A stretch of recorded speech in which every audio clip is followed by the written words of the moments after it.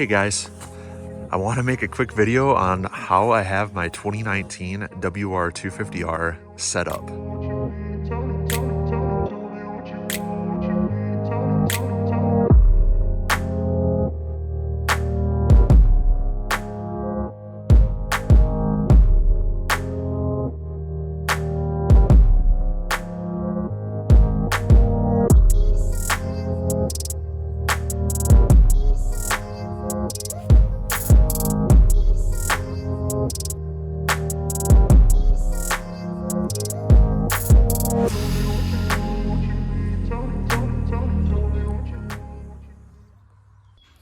This is basically like how I have my bike set up as is. This is like the final form, I guess you could say, of like years of kind of tinkering with how I want my bike.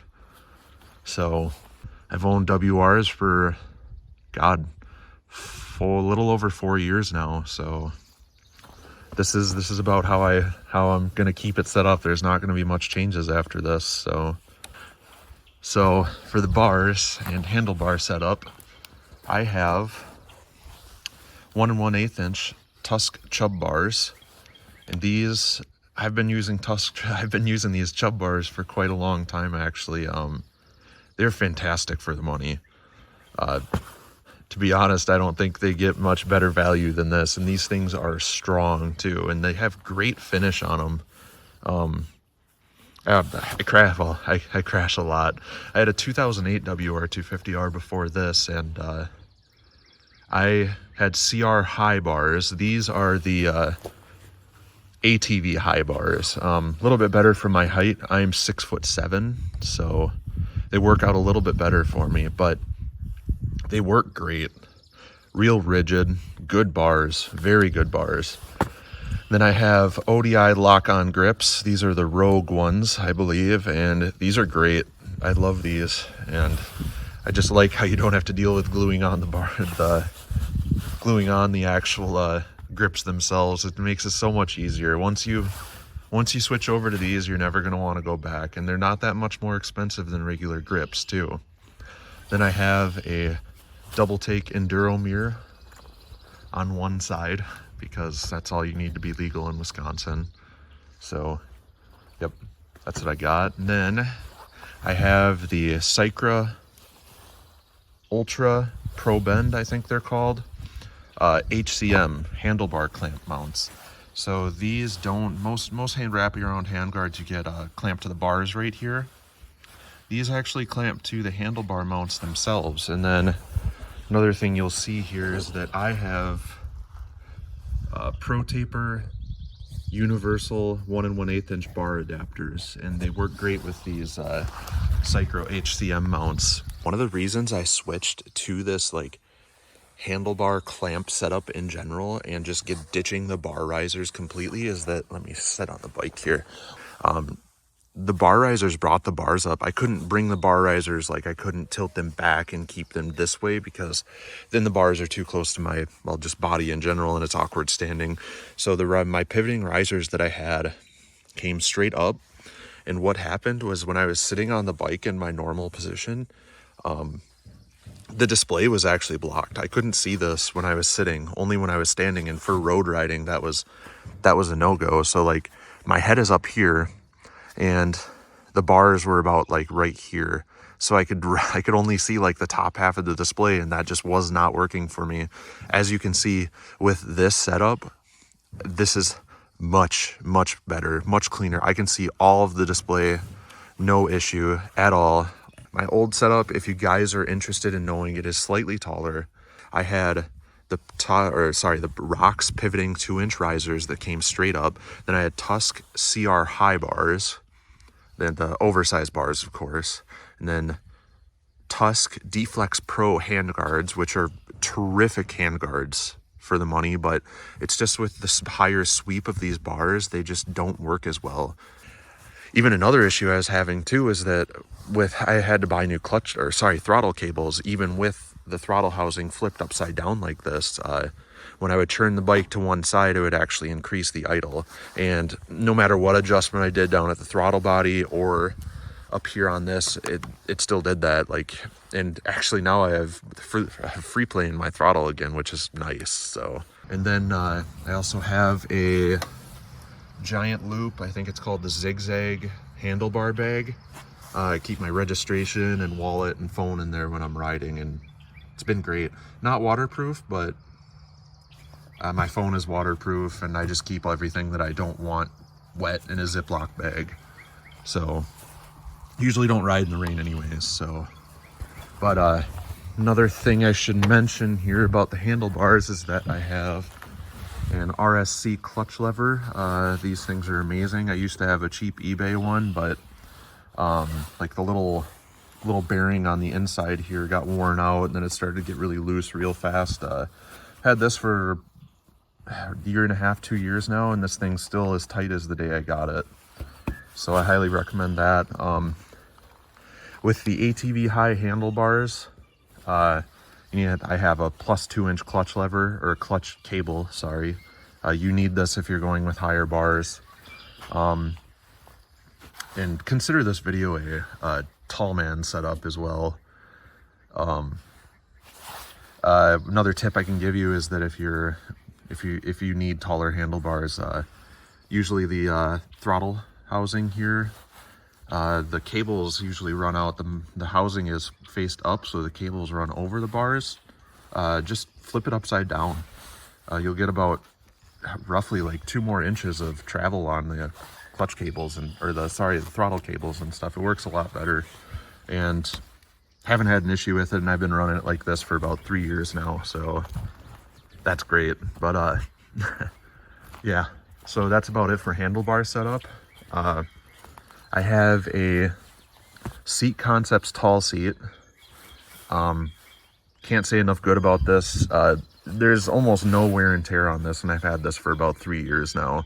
It's came off my 2008 onto this one, and it's amazing. Can't recommend these enough. They're a little pricey for, being a seat, but I love it. Then Tusk rear rack.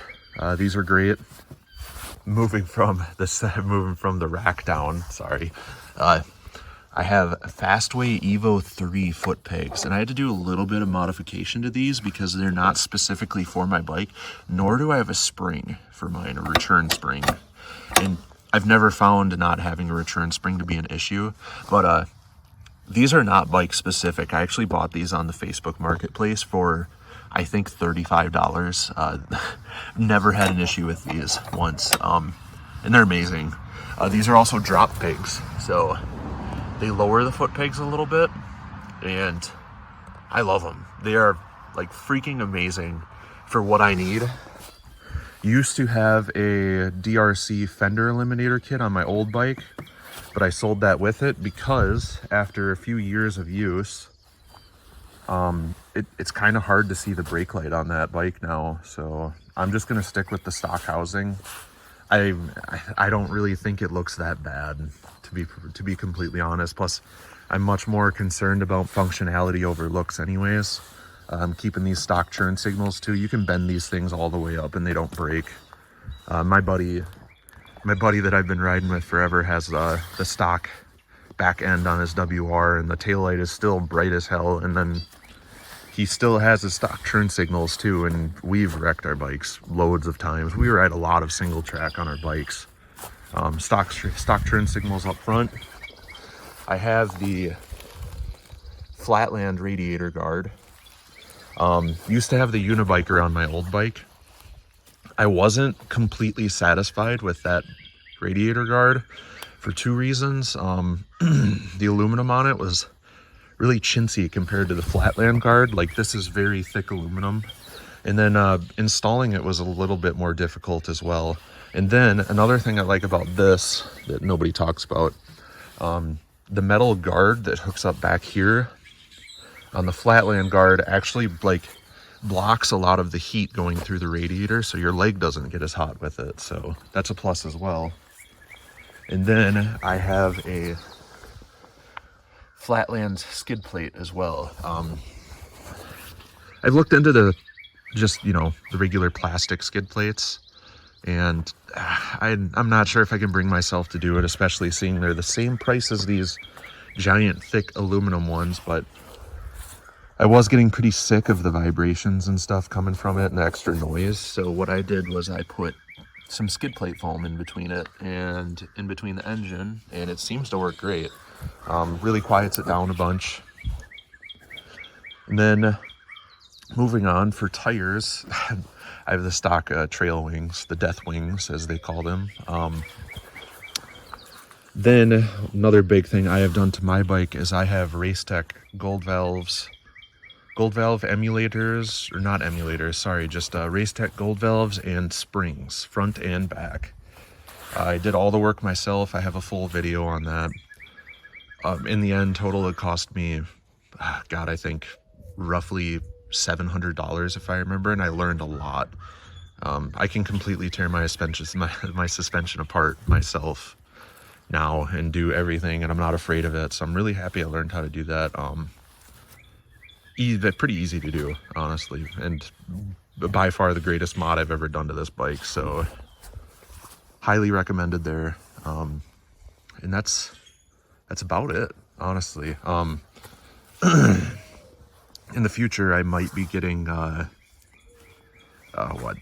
like the saddlebags that don't have the rackless saddlebags or whatever, because I eventually want to get into some light adventure riding with this thing. It'd be more like off-road biased adventure riding, I guess you could say, but yeah, I'm a I'm a big WR guy, so I love these things. I've owned a KLR 650. I've owned a lot of different bikes. KLR 650, KLX 650C, DRZ 400, Africa Twin, WR250R, YZ250F, DR 650, and a KTM 250 SXF. The only caveat to this bike is that it is down on power. And that's depending on your use case. Like if you're blasting wide open in the desert, yeah, it's going to be really down on power. But if you're just running around in the woods, putzing around like I do, this thing's perfect. I hope you all enjoyed my video. I've had a lot of requests for this, and sorry it took so long to do this. I just got my bike out of storage, so I really hope you enjoyed it.